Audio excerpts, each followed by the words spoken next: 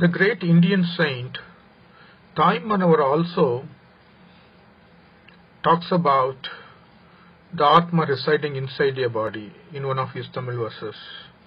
He says, Karumaruvu kuhayanaya kayathun naduvul Kalimbudoi sambanaya yan kandaha irukka. Which means, Kaya means body.